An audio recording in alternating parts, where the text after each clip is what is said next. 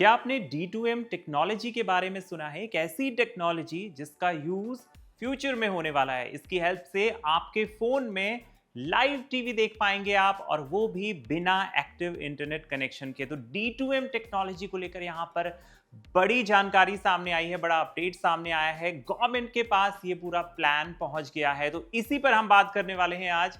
आप देख रहे हैं NBT tech on the go. जानते हैं क्या है D2M का लॉन्च अपडेट।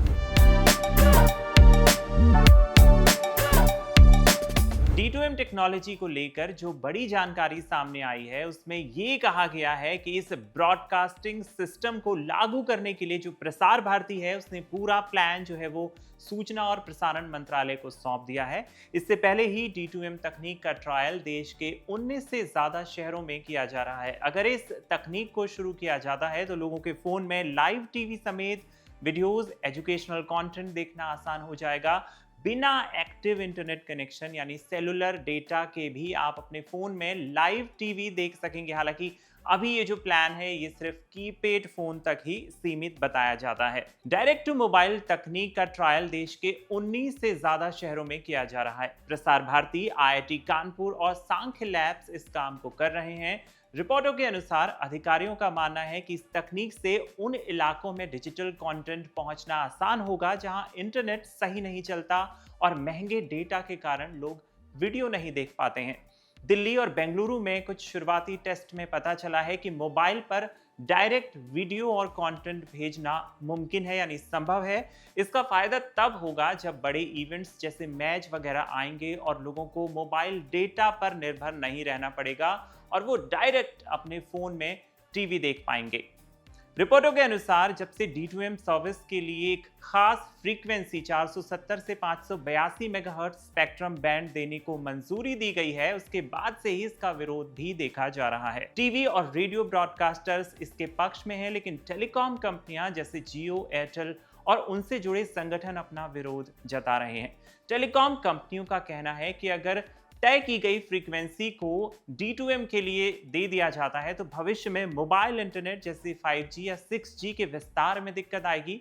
कंपनियों ने इसके बारे में चर्चा करने की मांग की है। अब बात की ये फोन्स में काम कैसे करेगा। D2M तकनीक फिलहाल कीपैड फोन्स के लिए, यानी अगर आप स्मार्टफोन चलाते हैं तो वहां आपको ये सुविधा नहीं मिलने वाली, लेकिन वो लोग खासतौर पर जो दूर दराज के इलाकों में रहते हैं, गांव के इलाकों में रहते हैं, जिनके पास कीपैड फोन है, बटन वाला फोन है, उनके लिए ये सर्विस लाई जाने वाली है। हालांकि उनके फोन्स में ये नहीं चलेगा, इसके लिए D2M कंपैटिबल डिवाइस की जरूरत होगी।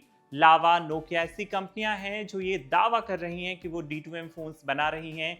लावा ने पिछले साल ही D2M फोन लॉन्च करने का दावा किया था। हालांकि बड़े पैमाने पर ऐसे फोन्स का प्रोडक्शन शुरू करने वाली कंपनियों में फिलहाल खुशटेक कोरिया का नाम आता है, जिसने अपने D2M पावर्ड फोन के फीचर्स भी बताए हैं और दावा किया है कि उसने दुनिया का पहला D2M फोन बना लिया है। तो ये बात मैं कर रहा हूं खुशटेक कोरिया की, जिसने कहा है कि उसने दुनिया का पहला D2M मोबाइल फोन बनाया है। इस फोन में 1800 mAh की बैटरी मिलने वाली है। सबसे खास बात यह है कि इसमें एक खास एंटीना लगा होगा, जिसकी हेल्प से उस फोन में जो है वो टीवी चैनल्स वहां पे लाइव देखे जा सकेंगे। फिलहाल ये फोन बन तो गया है, लेकिन प्रोटोटाइप स्टेज में है। इसका मास प्रोडक्शन अभी कुछ टाइम पहले ही शुरू हुआ है। एक चीज और है कि जब तक गवर्नमेंट D2M प्रोजेक्ट को, D2M प्लान को मंजूरी नहीं देती है, तब तक ये फोन मार्केट में शायद ही आए। उसके बाद आएंगे और बड़े पैमाने पर लोगों को इसका फायदा मिलेगा। सबसे ज्यादा फायदा उन लोगों को होगा जो दूर दराज के इलाकों में रहते हैं, जिनके पास अच्छी इंटरनेट कनेक्टिविटी नहीं है या बेहतर इंटरनेट की फ्रीक्वेंसी नहीं है। तो फायदा ये होगा कि उनके मोबाइल पर बिना इंटरनेट के भी वो लोग लाइव टीवी देख पाएंगे। गवर्नमेंट जिस तरह के अलर्ट भेजती है वो अलर्ट भी उन फोन्स में भेजे जा सकेंगे।